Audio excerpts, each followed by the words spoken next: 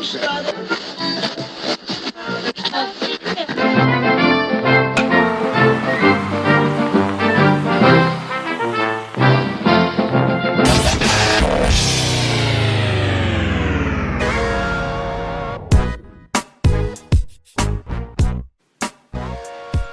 right, welcome back to another episode of Sean and Ed's Do Baseball. I'm Sean. And I'm Ed's.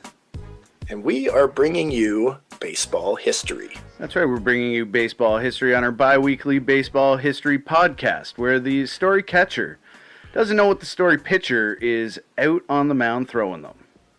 That's right, and today we're going to be both catching? That's right, we're calling the bullpen today.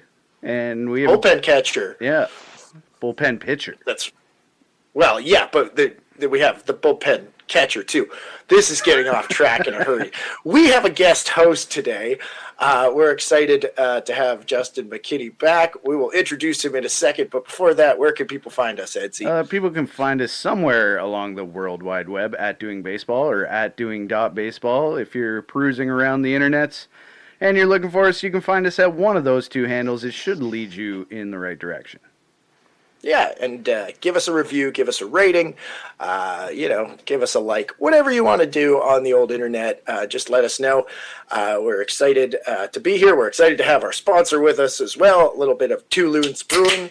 You can check them out at twoloonsbrewing.com. Check out their Toronto location. It's going to be hot the next little while. They got a great patio on Brock Avenue in Parkdale, the Parkdale neighborhood of Toronto.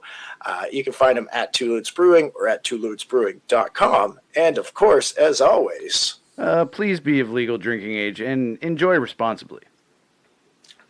Awesome. Well, we get to sit back and enjoy responsibly. We talk to our guest, Justin McKinney. He has a book coming out, Edsy. Are you aware of this? I am aware, and I've been looking forward to this for a long time.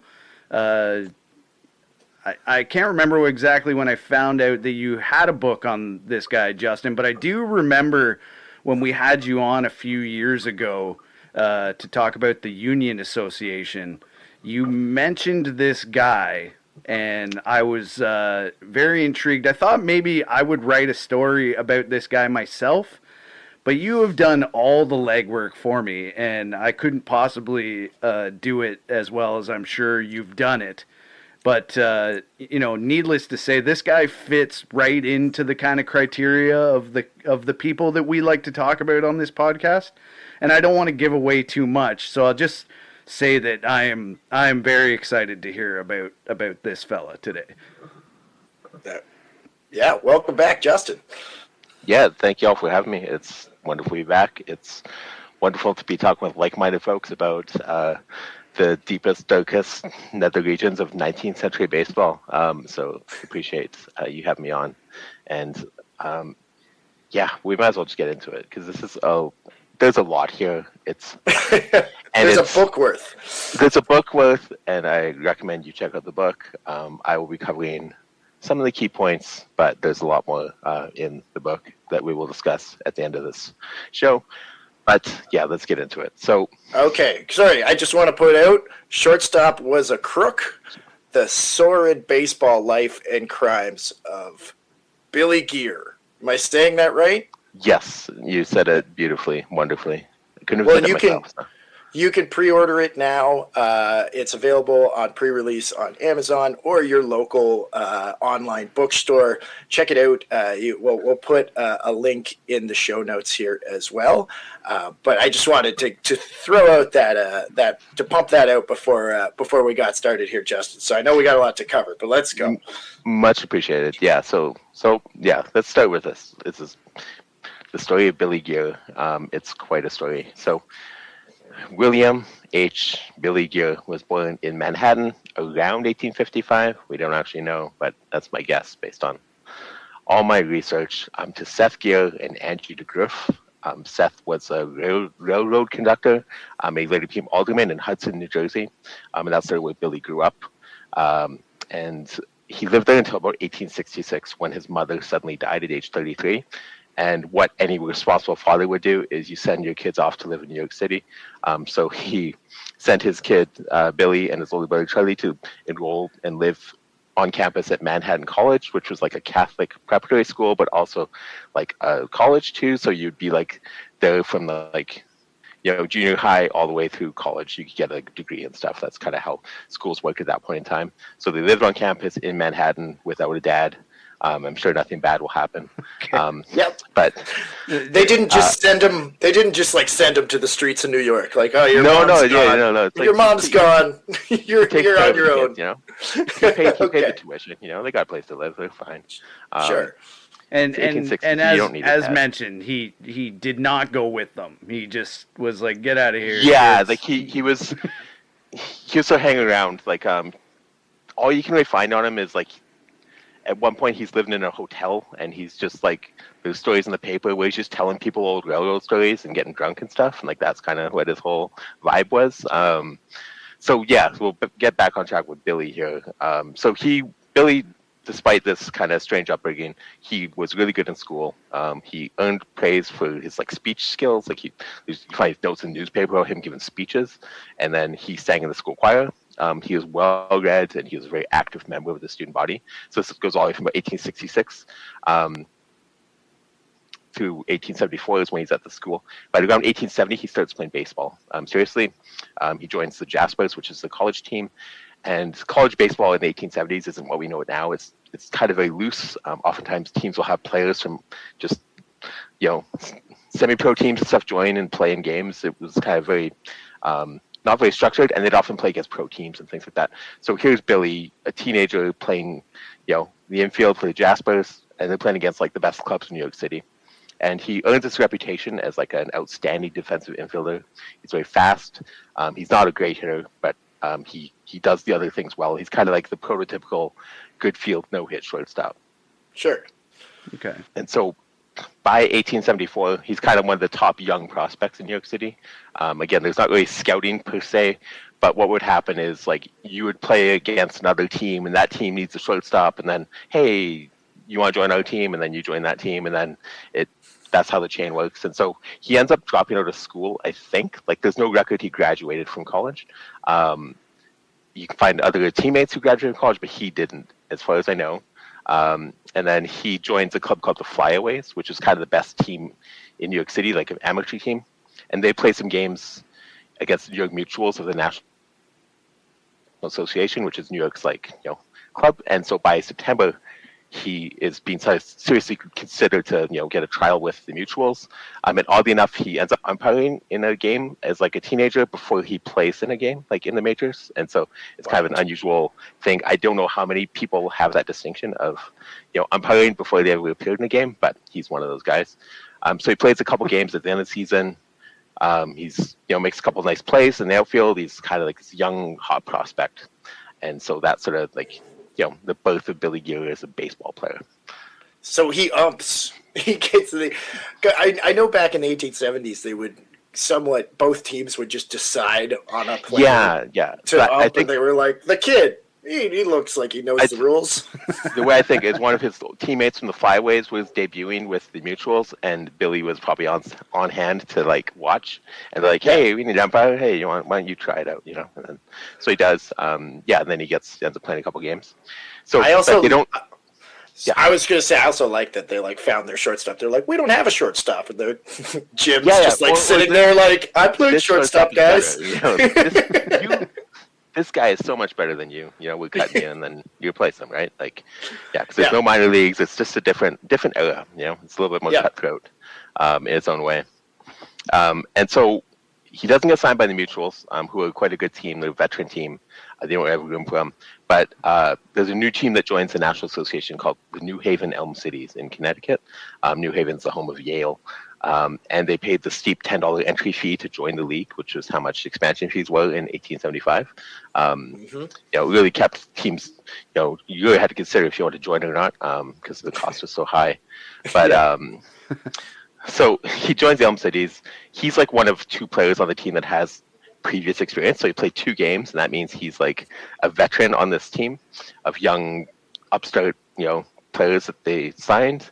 And they are awful. They go 7-47 on the season. Oof. They're saved from last place because the Brooklyn Atlantics went 2-42, and like this is kind of there's a reason why the National Association kind of fell apart after the season, but it's because there's just like too much disparity between good and bad teams.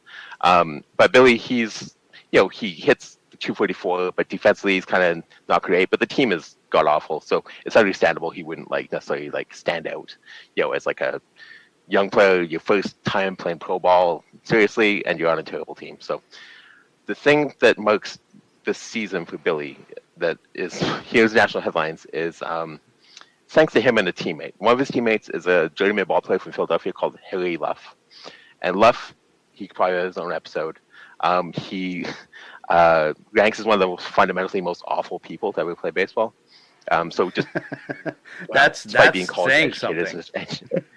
Yeah, he's a scumbag. I'll read his rap sheet a little bit here. Wow. So he was college educated as an engineer, but he's a drunk. He's a philanderer. He's a wife beater. At one point in 1881, he pressured a woman into having an abortion, and then she died as a result of the procedure. So he was put on trial for murder. Oh my God. And the Philadelphia judge called him the worst person in the world without exception. Philadelphia. Yeah. and it didn't really interrupt his playing career. None of this stopped him from getting more chances. He was playing through 1885, for various teams. Wow. But Geer and Luff, they became pals. They were drinking buddies that year. In September, New Haven traveled to Ontario, Southwest Ontario, for a series of exhibition games. While they were in London, they stole a pair of expensive overcoats from a hotel room, allegedly, and brought them back to New Haven. The teammates noticed they would travel with extra luggage and kept asking Billy about it. And he's like, yeah, I got it from some guy for $35. And then he tells someone else, I got it for $12 from some guy. And then they come home and they're instantly arrested because everyone's suspicious that they stole these coats. It turns out they were also being accused of stealing a policeman's gun earlier in the year, as well as a gold watch. And so, he's put in jail as soon as he gets back from Ontario.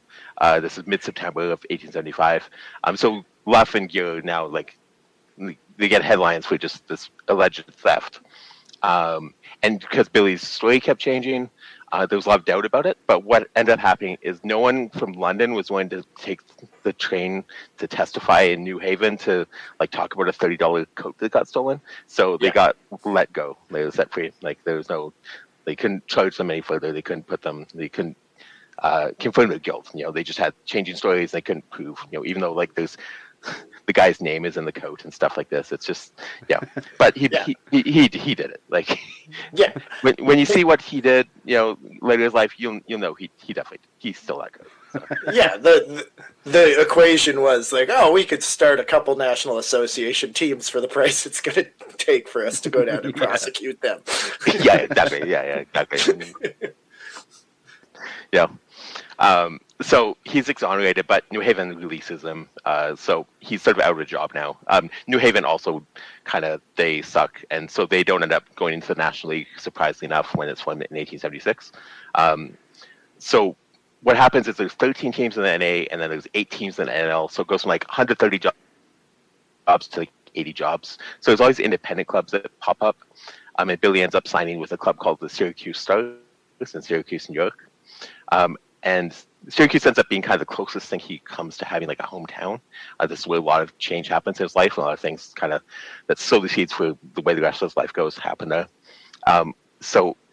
Basically he has like a really nice year for the Stars. He established himself as one of the best shortstops in baseball. Like the New York Clippers writing raves about his defense.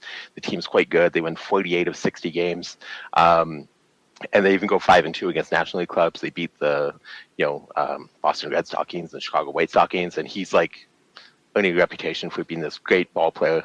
But he also has this reputation for like constantly talking on the field. Like he's always like talking trash to people. He probably has a technique where he'd have like a piece of like wheat gum or a straw in his mouth, and then he would just talk like very subtly without anyone realizing he was talking, but everyone around him could understand what he's saying, and he could just like get under his opponent's skin, and also his teammates would be cracking up at the stuff he was saying, and he just constantly did this. Like this was his reputation for doing this. He's a ventriloquist. He's something an like that. umpire. Yeah. Like, but people sort of like, yeah, he had this, somehow he could do this thing where it wouldn't look like he's talking, but he'd be talking constantly, and he'd be, chirping the umpire, chirping opponents, chirping his teammates, all sorts of stuff. And then he also invented this play that became synonymous like with the Baltimore Orioles in the 1890s. It's called the shortcut play. So it's a play where like there's only one umpire in these games at that point in time. So the umpire, say Billy's on first base, the ball gets hit to the outfield, and the umpire has to look at the ball in the outfield. So what Billy would do is he'd run from first to third without skill going to second, and he just cut across the diamond. And no harm, no foul. No one's gonna. He is a thief. Yeah, he's a thief, literally. So, this is like a play he invented, and he later passes on to King Kelly, one of his teammates, the next year in Cincinnati, and it's quite something. Like just that. He sort of took his sort of amoral personality and applied it to the ball field as well, doing anything to get an advantage. And this becomes like this huge play through the 1880s and 1890s, and they finally put a stop to it when they get like, what if we had two umpires instead of one? But it took like 25 years for this happening before they made that change. I imagine over 25 years there would be a lot of upset fans of the opposing teams that these shortcut plays get played against. Yeah, 100%. And I think I'm guessing that's the kind of thing you'd probably want to do at home, because then you have like the home crowd's gonna cheer you on. We didn't see nothing. They're gonna snitch. But if you're on the road, I mean, it's cause for a riot, So I think you got to be selective with it. So yeah, he has this really nice year, and he's earning a reputation. He decides to stay in Syracuse, and there's a couple reasons why he ends up staying in Syracuse for 1877 season. So firstly, like on April 10th, his father dies in the New York City insane asylum. It's not a whole lot about like how he got there or anything like that. He'd remarried after his wife died and stuff like that.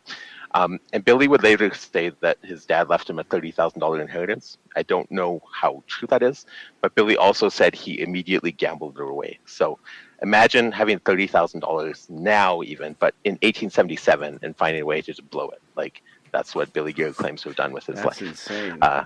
Yeah. That's like $1 million.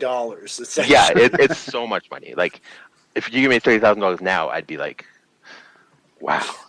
Well, but yeah, to do that, to have that in 1877 and to piss it all away, it's a special talent, and Billy has a talent for this kind of thing. So that is impressive. That is very impressive, if true. Yeah. The other thing that happens is he meets his future wife. Her name is Emily Smith.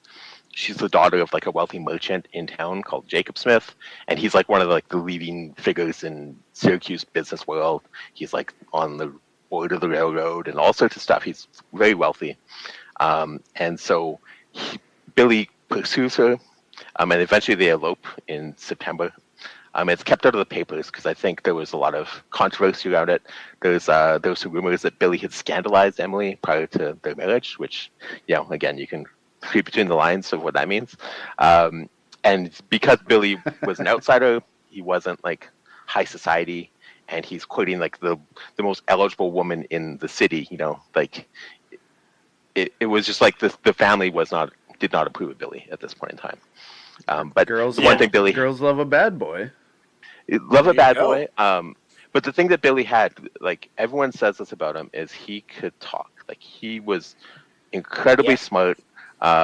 Very well read. He had been college educated at a time when very few people were, and he just knew how to talk to people. So he could talk to anyone at any level and win their trust very easily. And this was, kind of the hallmark of his life and career, was just how easily he could win people over. We had a buddy like that got all the girls and all the parents hated him, but he could talk his way out of a jail cell if he needed to. It's funny. Like I was thinking the exact same thing, Sean. There's just a certain kind of guy, a certain kind of person that is going to be like that. I saw many free movies back in the day because of this guy. Yeah, great storyteller. Very little truth to it. Yeah. That's how it is. So Billy, as a result of his strong play with Syracuse, he ends up signing with Cincinnati in the National League. Cincinnati had gone; they'd been terrible, but they revamped their squad entirely and just signed a bunch of new players, like with the hopes of being competitive.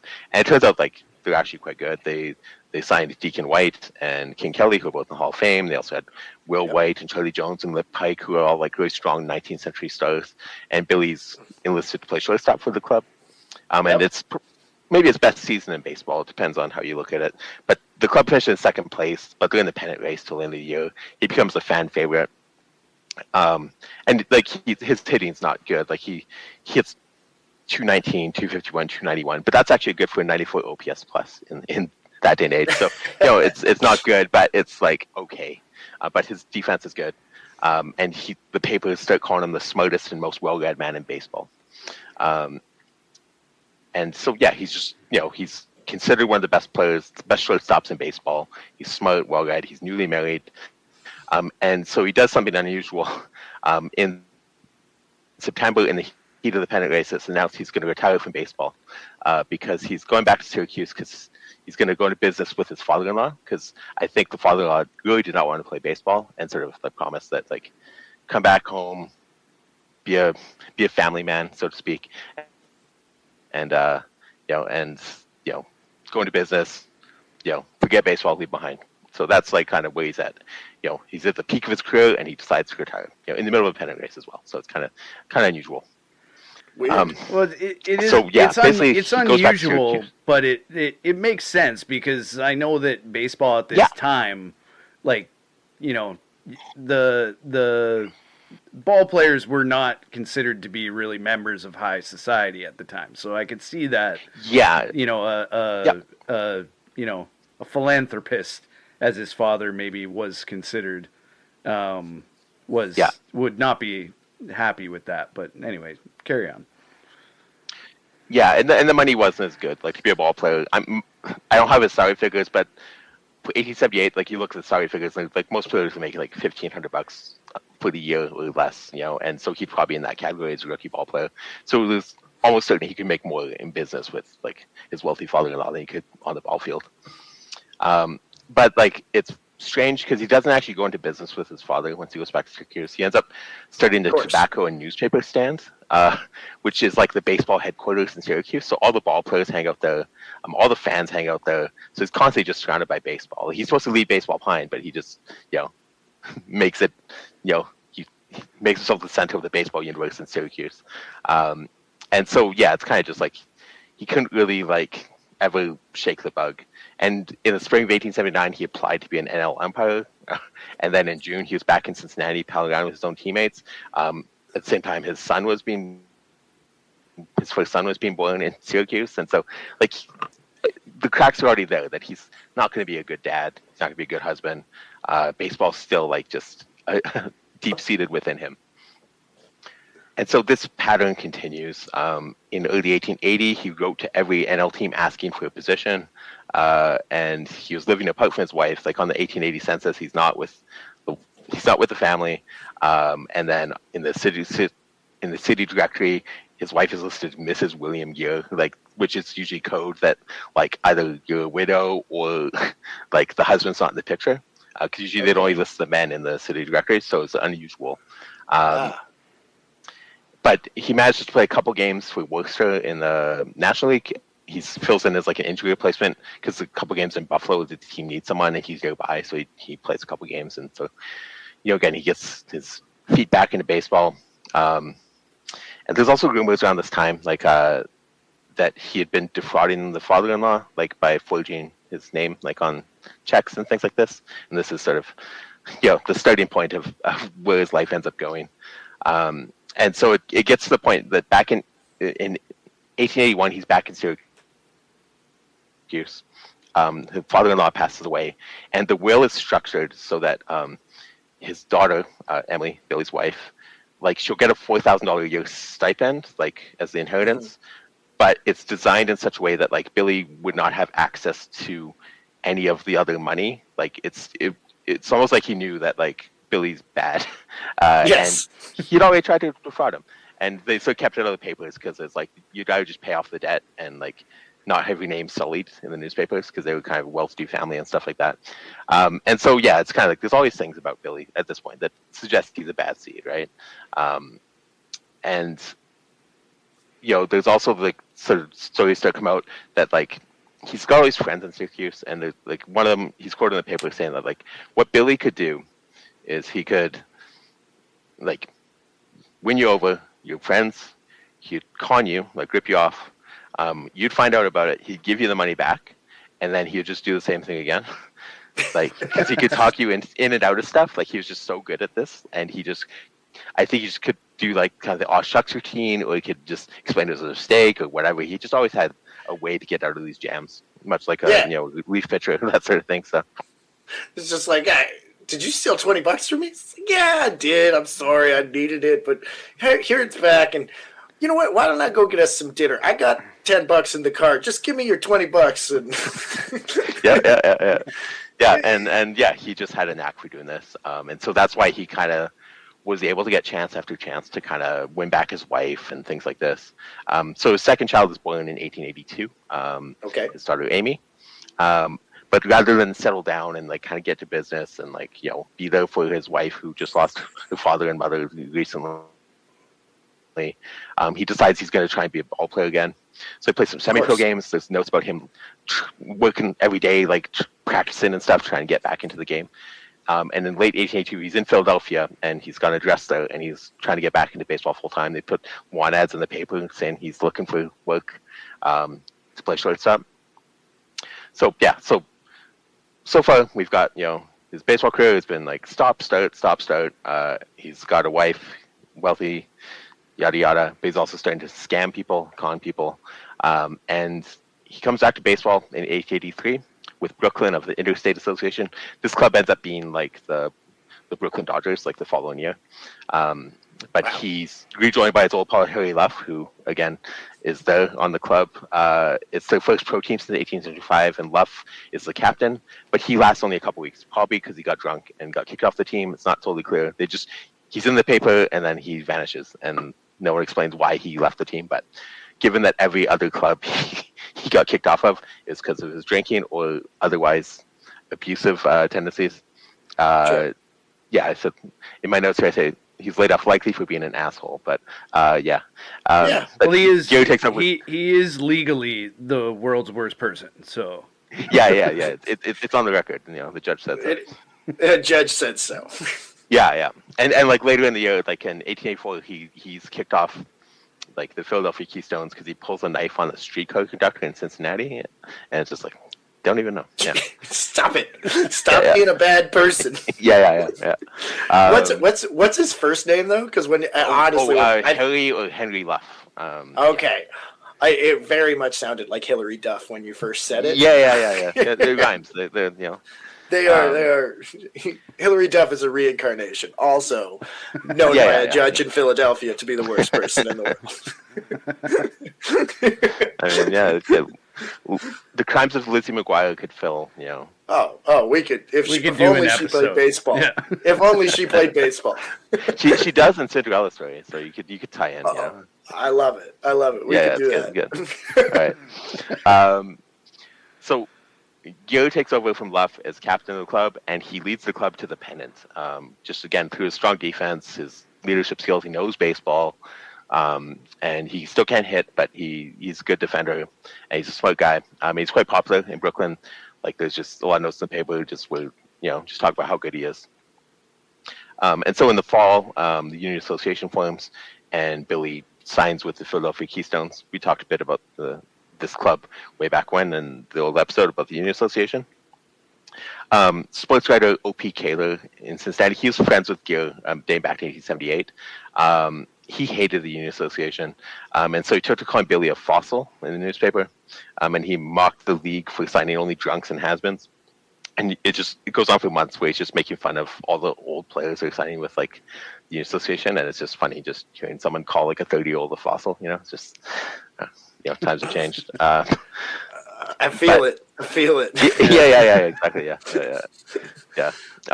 But Billy, he doesn't last long with the Keystones. The Keystones, they're bad. They don't draw any fans. They have trouble making the payroll. So a couple weeks into the season, he just jumps the club and goes back to Brooklyn, where they need a shortstop. And he's, basically the first starting shortstop for the Brooklyn Dodgers in their history. And they're now in the American Association.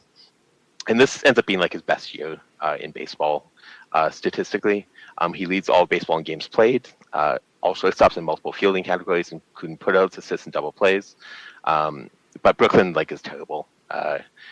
They won the pennant in the minor league, but then you go to the majors and you're not very good. And Billy's complaining started to annoy those around him. At one point, he was fined $25 by his manager for arguing a bad call. And when it came to sign a deal in 1885, the club kind of strung him along, all through the winter, and said, "We'll sign you, we'll sign you." Then they don't, and they sort of kind of puts him out,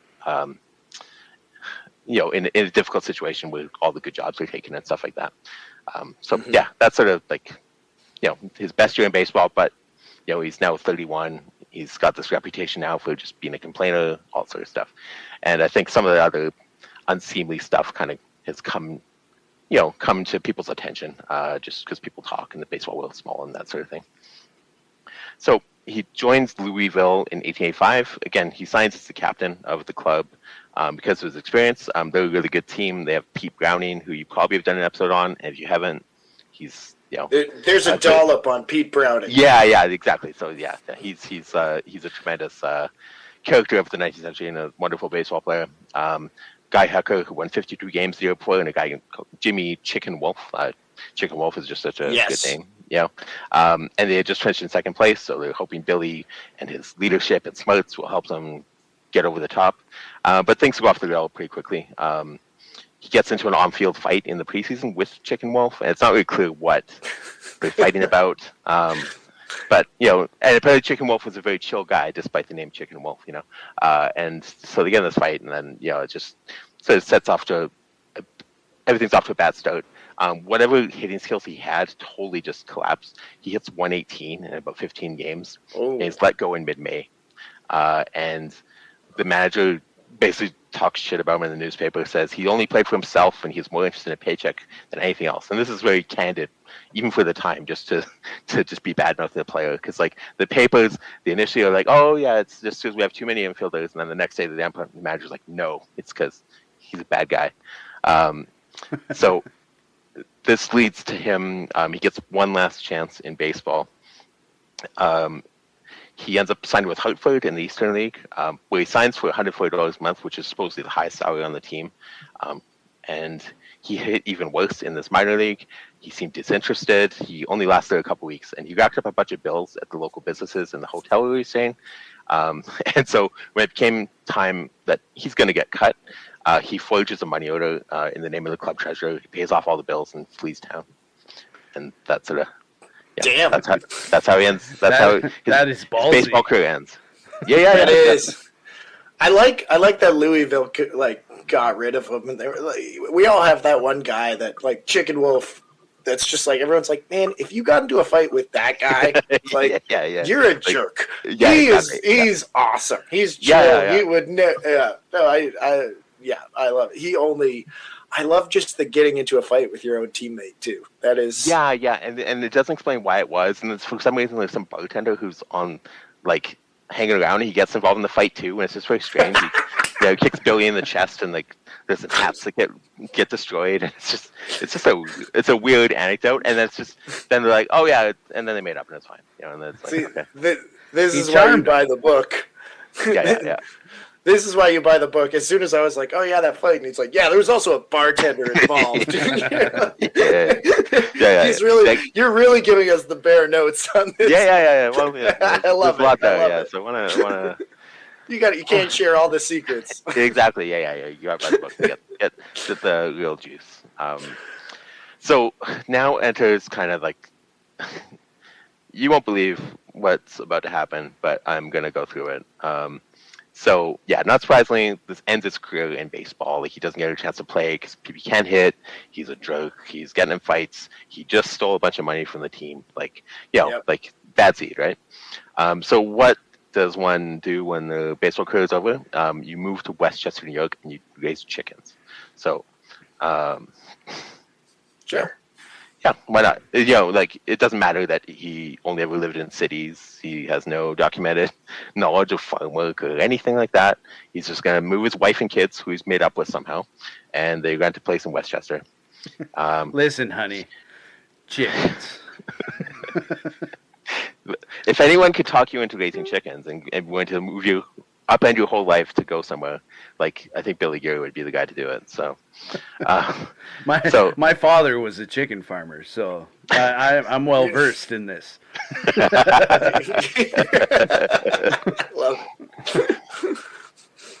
So, okay, so that's like. That's not even the unbelievable part. Here's what's unbelievable. So, on December 2nd, 1885, a new tragedy occurred at the Geer home when a fire broke out in the middle of the night while Billy, Emily, and their 2 kids were getting ready for bed. Billy heroically helped his family escape the flames, but much of the home was ruined. The family furniture and $2,000 worth of uncut silks, that I don't know why Billy had them, but he did, they were lost. But there was insurance on the goods, and it was said that the fire was caused by a lamp exploding in a chicken incubator. So, maybe he wasn't cut out for chickens, but yeah, I don't know. I don't know much about chicken farming. I don't think Billy does either, but I don't know how common the chicken incubator lamp exploding is. Like, I don't know if that's like a common thing. I don't believe so. Okay. Right. Well, okay. I want to say I believe electricity to be relatively new, or at least the harnessing of electricity. Yeah. I believe it, but I also immediately suspect Billy Geer of being an insurance fraudster as well. Funny you should say that. The family soon moved to New Rochelle and rented another home. Billy and his family settled in it, and then on July 11th, 1886, a new tragedy occurred at the Geer home. The fire broke out in the middle of the night. This time, the Geers were hosting several guests, including Emily's sister and her husband and several family friends. Billy roused everyone from their sleep and led the escape. Losses on the home were said to be $10,000, with insurance covering at least part of the damage. So yeah, like 2 fires and 2 rousing escapes in 8 months. I mean, Billy's like a hero, right? Like, it's just, Sure, it's an amazing coincidence. But Billy he saved lives, So what they do is they move to another neighborhood in nearby Mamaroneck, New York. They signed a lease on another home. Billy had moved some furniture into the home, and on January 15th, 1887, a new tragedy occurred at the Geer home, where fire broke out in the middle of the night. This time it was only the furniture in the home that were burned, as the family hadn't moved in yet. The building was insured by Geer for $2,500. All right. Yeah. Amazingly bad luck for Billy. 3 fires in just over a year. I mean, yeah, everything was made of wood and all that sort of stuff, right? So, so for whatever reason, Billy decides to pivot from chickens to starting a button factory in Newark, New Jersey. Because why not, right? Like, chickens to buttons. It's like there's a lot of overlap there. Yeah. But he still planned to live in Westchester County, and he'd rented another home for his family. He started moving furniture in June, and later that month, a new tragedy occurred at the Geer home when fire broke out in the middle of the night. Once again, no one was harmed but some furniture. But thankfully, Billy had insurance, and everything was going to be okay. So at this point, the local papers start to clue in, like, hey, maybe something's going on here. There's 4 fires, 4 different homes. It's like within the span of 16 months, and Billy Geer had rented all of them, and each had insurance. Maybe it was arson. And so, like they finally, maybe this guy did all this stuff, right? But the crazy part is, like, the first 2 fires, his family was inside, right? So, like, was he willing to murder his family to commit insurance fraud? Or was that part of the ruse? Like, I'll look like, it'll be more authentic if my family's there and I have to save them, I don't know, like, what was going through his mind with all this stuff. Like, make it look like an accidental fire, because who would commit arson with their family inside, right? It's that sort of thing. So then the next 2, he pivots to, it's only furniture and goods, right? But what's even crazier than all that is that, like, Billy suffers no consequences for it. So, like, the newspapers are like, you should investigate this guy, and the insurance company is like, yeah, we'll investigate this guy, and then, like, it's never mentioned again. Like, it's just very strange, like, how it just totally gets dropped. Billy conned them for sure. He convinced them. 100%. That it was fine. Yeah. It's an accident. It was an accident all 4 times. And in July, he's trying to get an umpiring gig through O.P. Kaler, his old friend from Cincinnati, who is now managing the New York Metropolitans in the American Association. And so Billy showed up at his office asking for a job, and he attends the game on July 19th, and the umpire doesn't show up, so they bring him into umpire the game. So a month before, he had burned down his house, and then he's umpiring in the American Association again. But Billy also asked his friend for a favor, Kayla. He presents him with a certified check for $67.50, and he asked if he could get it cashed. Kayla gave it to the treasurer, who said it was good as gold, like that's totally authentic. And Billy was now $67.50 richer, but it turns out it was a fake. And soon Kayla was trying to chase him down for this money. So, yeah, he's it's just a funny thing to go, your career ends, and then you have a post-life crisis, and it turns out I want to be an arsonist, and now I'm going to be a forger. It's a natural progression, really. Yeah. It is. Yeah. And so this is kind of like, the first in his this is the first forgery that gets published about, like, in terms of, like, in great detail. Kaler is a sports writer, and he's a really wonderful writer, and he wrote some really neat stories about this incident. And basically what Billy would do after he did this check is he'd message Kaler and be, actually, I think that check's a fake, so can you just make sure? Because I don't want to rip anyone off. Like, he'd do this whole thing like he was innocent, like, and I think that's probably his technique they used before when he's conning people. It's like, you make it seem like any mistake is not your fault, and it's actually just, I'm worried too. I don't want anything bad to happen. But turns out it's a fake. He doesn't get the money back. Kaler's not able to get the money back from Billy. He gives him a bunch of excuses, says he's a sick wife and a sick kid, and he's got to be in all these different places. And so this kicks off like this flurry of forging. On October 3rd, 1887, at the Grand Union Hotel in Manhattan, he uses a $125 check to pay a $25 bill, and he gets $100 in change. He does the same thing later in the month in Detroit.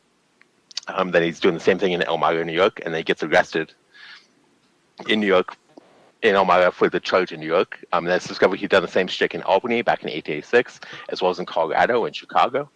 And then he was sent to Albany to face charges in December 1887. But his brother-in-law posts a bail, and then he just flees.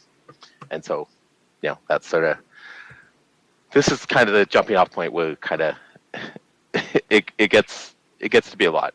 And there's a couple things that happen that sort of make forgery a viable thing in this time and place.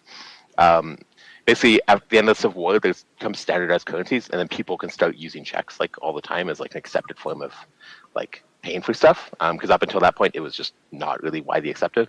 And then the Transcontinental Railroad is completed in 1869, and so it makes cross-country travel easier and faster than ever been. So check forging could now be a thing you could do, and you see this pattern with Billy, where in the span of a year, he's in New York and Detroit and Colorado and Chicago, and like forging checks, right? Because he can take the train, he can forge checks, move on, all sort of stuff. So then that leads to like his second arrest, which happens in Louisville, where he last played Major League Baseball a couple years before. You're under arrest for fighting Chicken Wolf. Yeah. The Chicken Wolf, he was very litigious. So he's in trouble again with the law. This is basically like he's already he jumped bail. So by late 1888, he had found work in a glassware firm in Manhattan, but I think it's kind of a front to get like supplies. Like he'd get like business cards and letterhead and sort of stuff like that to start, when you'd go to different places, he'd use that to kind of present himself as like a salesman and things like that. And it was reported that he'd spent most of the time at the job just hanging out in the local saloon. And then in February 1889, he's went on a forging spree in Kentucky. He was traveling with a woman from Portsmouth, Ohio, that he claimed was his wife. But when he was suspected of forgery in Frankfort, Kentucky, he ditched her and went to Louisville. They committed forgeries there, and then he was arrested. He blamed whiskey for all the forgeries. Sure. And it was whiskey that wrote it. Yeah, and the judge was like, you could go to jail or you can leave town in 2 hours. And so Billy decides to leave town. I love that kind of justice. Like, just banishment, essentially. Like, Don't come back, It costs us money if we put you in jail, and we got to feed you, so just leave. Just get out of here, you scoundrel. Yeah, and so he takes that newfound freedom and heads to Illinois, does the same stuff. He gets arrested about a month later on March 28th in Alton, Illinois. Sure. he's finally sentenced to like go to jail. He's avoided jail time up to this point. And he's sentenced to 2 years at Illinois State Penitentiary in Joliet. It's a really reputably terrible prison, like, you know, a lot of like abuses and things like that. But Billy, he has a knack for being like a good prisoner. Whenever he's out, he's like a good boy. He doesn't get in trouble. Knows how to lay low. Knows how to talk to people. All that sort of stuff. And he's released after about a year on good behavior. And somehow he finds a way to reconcile with his wife, and they move to Long Island, New York. And maybe the strangest this poor lady. Yeah. I felt bad for her, honestly. In the strangest episode in his life, he spends the next year like living this idyllic life in the community of Patchogue, which is like a well-to-do part of on Long Island. They're active in the local church. He sings in the choir. He's putting on plays and acting in the local theater. His family's, you know, doing sleigh rides through town. He's hunting. He's fishing. He's a member of the yacht club. And I always think like this is the life he could have had if he wanted to, because his wife had this inheritance. He's a smart guy who probably could have done all sorts of things. Yeah. But it wasn't what he wanted. So in October of 1891, he deserts his family once again. He claims he had found work in Colorado. And what he had actually done, he had spent the past year getting letters of introduction from all his friends in the community. So when he'd go to the banks in Denver, he'd show them to the bank. He'd be like, see, these people say I'm a good person. And then he'd get their trust, and then he'd forge checks and then get money from the bank. And then, yeah. So, like, I don't know if he spent the year doing a long con, or if he was conflicted, or, like, genuinely, like, I have no idea what his motivations were. But, you know, there was this brief period where he'd be normal. But, yeah, once he does this, it's sort of, that's it. Like, he never sees his family again that we know of. And so by this point, he started using aliases. Like, this, up until this point, he was like Billy Geer, and then as of 1891, he starts using aliases all the time. At various points, he uses at least 35 different names, you know, in various, you know, crimes and all over the place. And so he's in Minneapolis in May 1892. He's trying to cash a $500 certified check at the bank, but the suspicious clerk, you know, thinks it's a fake, and they end up setting a trap for him. He's arrested under the name H.W. Dwight, and for this he's sentenced to 8 years in Stillwater Penitentiary. So this is like his second arrest, and now his second time in prison, but this time with a different name. And while in prison, he starts writing for the Prison Mirror, which is the jail's newspaper. It's made for and by inmates, so you can find like essays and poems he wrote, and he was like heading up the educational program at the prison. And he's also acting and singing in the prison choir, like, you know, so when he's in prison, he could be actually like a good citizen and be contributing and productive. It's just once he got out, it all fell apart. So for all his efforts and excellent behavior, he was paroled early in 1896. His wife had filed a divorce while he was in prison, and it's not clear that he ever like saw his wife or kids again, or any of his old friends. And from this point on, like I said, he seldom uses his own name. It's it starts to become like, he becomes like nationwide known, because he gets national headlines when the Pinkerton Detective Agency issues a nationwide circular outlining his methods. It includes his aliases, a photo of him, his handwriting samples, and, you know, his standard technique of, you know, cashing these checks and getting change and then doing this stuff, and just how he travels and all that sort of stuff. And so this information gets printed across the country, so you can find dozens and dozens and dozens of headlines talking about Billy Geer. And they also mentioned he was a former baseball player as well.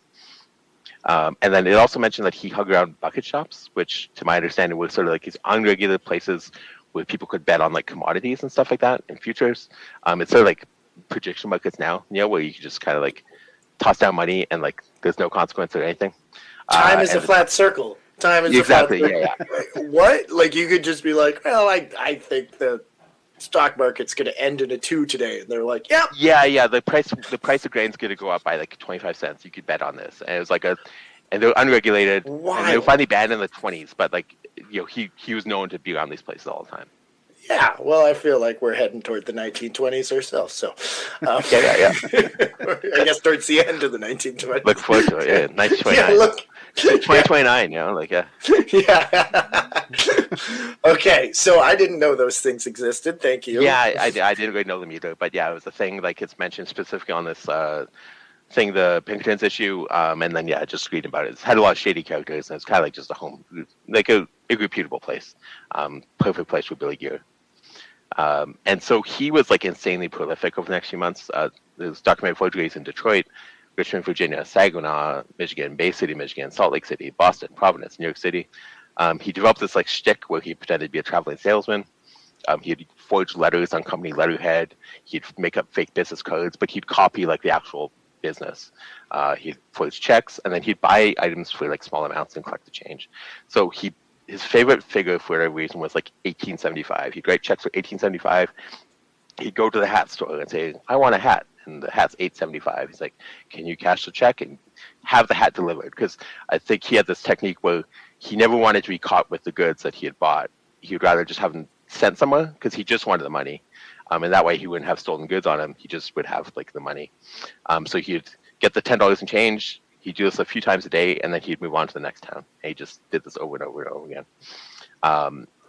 And so on March 19th, 1898, he's arrested in Richmond trying to board a train to leave town.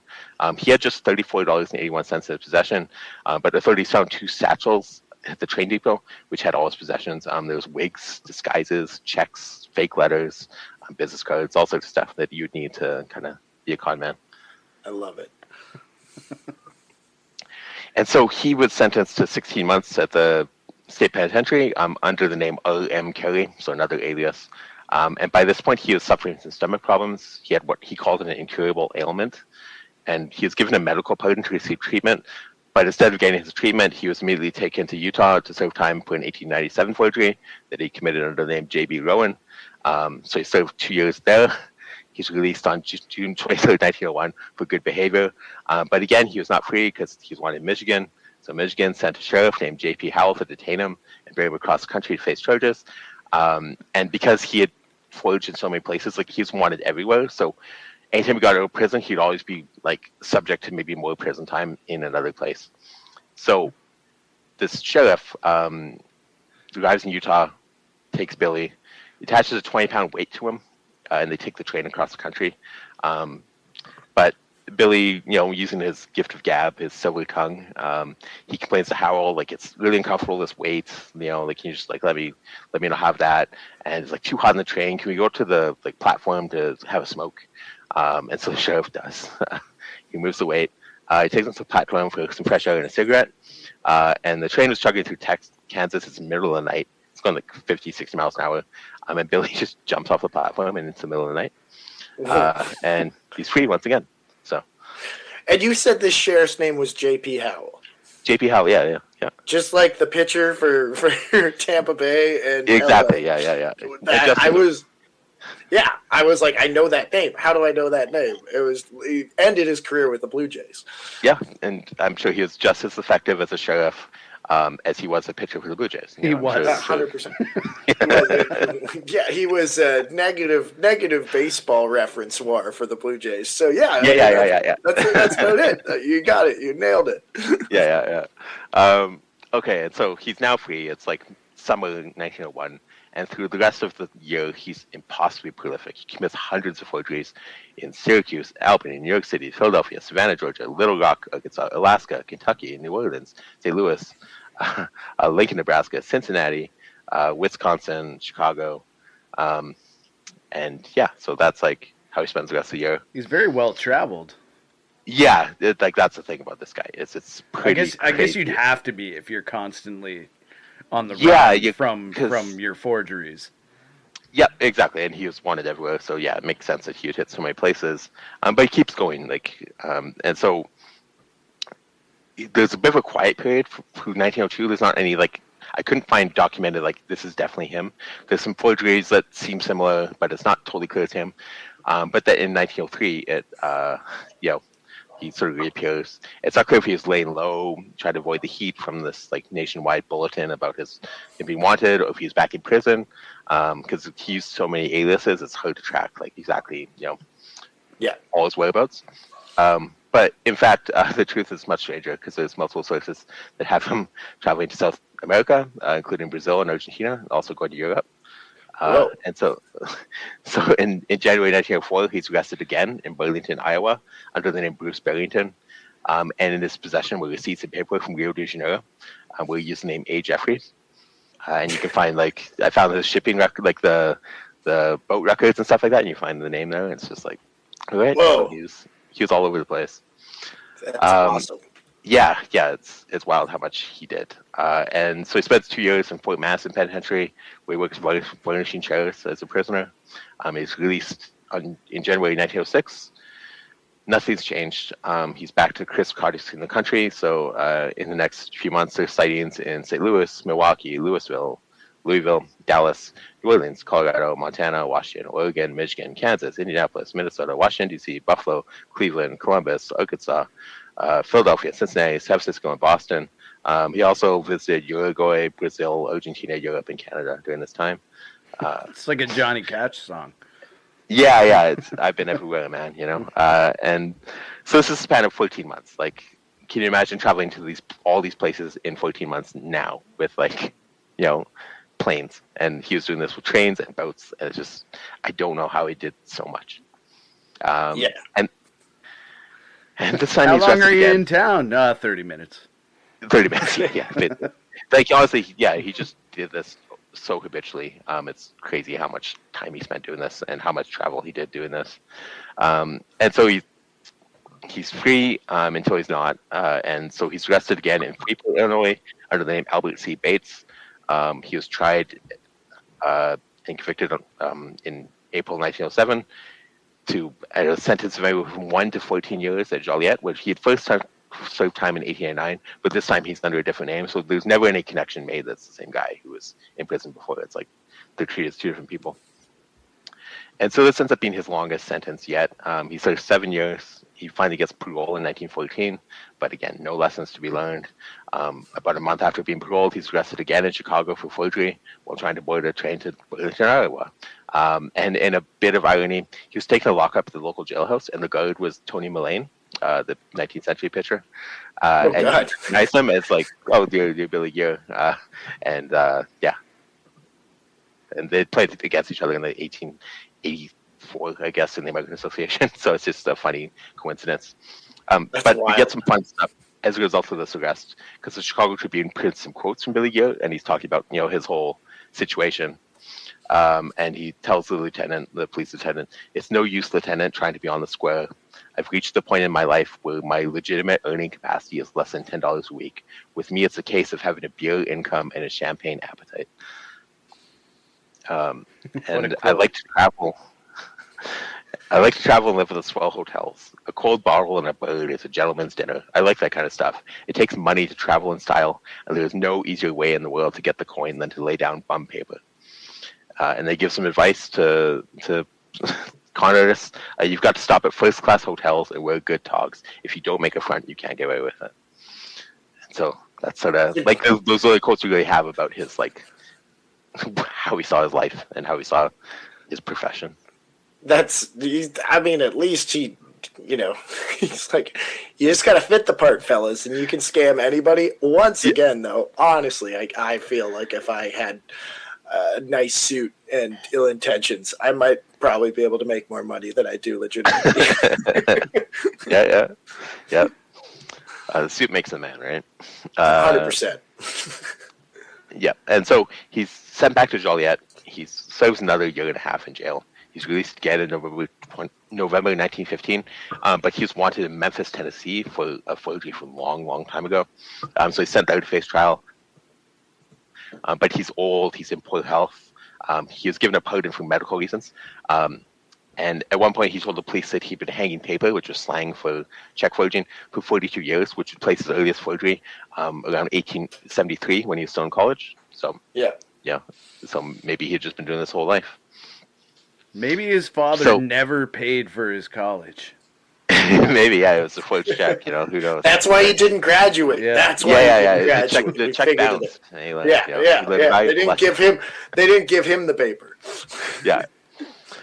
And so a couple months later, he's in Topeka, Kansas. He's like 60 plus years old now. And when we look at pictures of him, he looks quite old at this point. And he's arrested again under the alias S.L. Spear. While he's detained, he befriends a sheriff named L.L. Kine, and he tells Kine some stories about his life.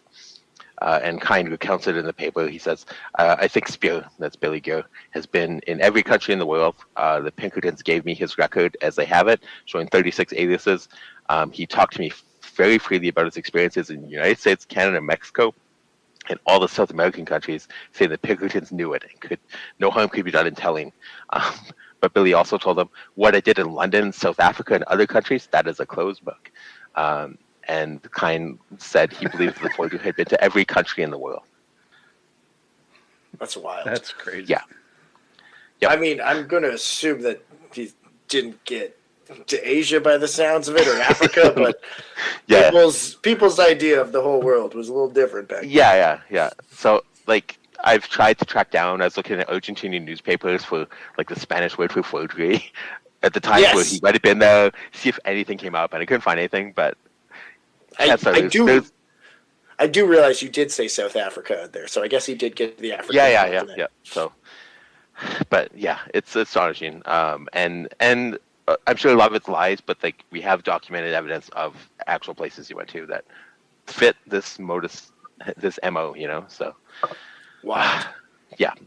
So now he's like 60 plus. He's old. He pleads for leniency with the Kansas court, but he's rebuffed and he's sentenced to Kansas State Penitentiary because he's just done so many crimes. He's going to do it again. He serves nearly 2 years, but this includes he receives medical treatment for abdominal cancer, so he goes out and gets surgery and stuff like that. He's officially paroled in 1918. His whereabouts become hard to pin down for the next couple of years, but by November 1921, there are national warnings again about Billy and he's up to his old ways, all sorts of stuff, doing the same sort of stuff, just continuing with like this small scale forgery at dozens of locales, and he's like 60 plus, has abdominal cancer, and is still traveling the country, writing his $18 checks, getting $40 a day. It's Billy's back, everybody. Yeah, it's an absurd lifestyle, right? And so in March 23, there's a documented spree of forgeries throughout Kansas that leads to his arrest in Joplin on March 23rd under the name N.N. Vade. And in his possession were checks from all across the country, as well as Cuba and Canada. And now again, he's old. He pleads once again for mercy, telling the judge he doesn't want to die in a penitentiary. But he's given a sentence of 10 years at Missouri State. And that brings us, there's no news while he's in prison in Missouri. And in April 1928, he's once again in Port Health. He's granted medical pardon by the state of Missouri. He's released and goes back to Chicago, where he'd spent some time over the years. And he dies on September 30th, 1928, at a boarding house under the assumed name of Bruce Barrington, which is the same name he had been arrested for in 1904. And his body was donated to science, so maybe it finally did some good for some folks. And it wasn't until 2020 that we uncovered his final death date and what happened to him. And I'll just recount some of his career stats. So he hit 214, 261, 279, 1.3 WAR in 232 games. He had at least 8 prison stints, each time with a different name. He spent more than 25 years in jail. He used more than 35 aliases. There's documented forgeries in 25 states and Alaska, but he was wanted in all 48 states, supposedly. Thousands of forged checks, and also, again, possibly visited every country in the world. And so that is the story of Billy Geer. That is a life. I mean, yeah. If it wasn't so, like, I'm sure he had some great times. It sounds like he was a dick. Yeah. Oh, I'm saying, yeah. He's one of the most amoral, malevolent people. If his life wasn't so laden with crime, like, it would be, one of the most beautiful life stories from that era. Like, not, I don't know if there would be anybody else that had seen that many countries at that time. Yeah. Oh, yeah. I'm more like, the fraud and the thievery. I mean, the insurance fraud, possibly. Anyways, it's more that he just abandoned his family. I mean, that's Yeah, I think we all he could have lived a very comfortable life. Yeah, but yeah. shows this. Yeah, yeah. So that's the part that just boggles my mind. It's you can't choose what you love, Sean. You can, baseball and forgery. Yeah.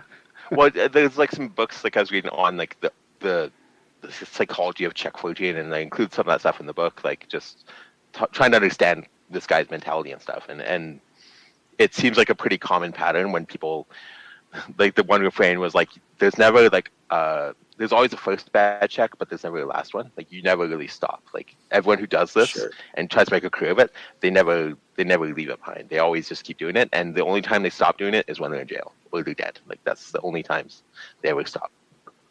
Well, that's just, I mean, think about that judge that just let him leave town. Yeah.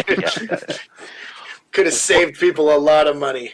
Well, there's that, and like the other thing that comes up a lot is that like the Pinkertons were like a national detective site, like before like the FBI and all that sort of stuff existed. That was like they could consolidate information with all these places, and they were the ones compiling these files and send out stuff to all these places.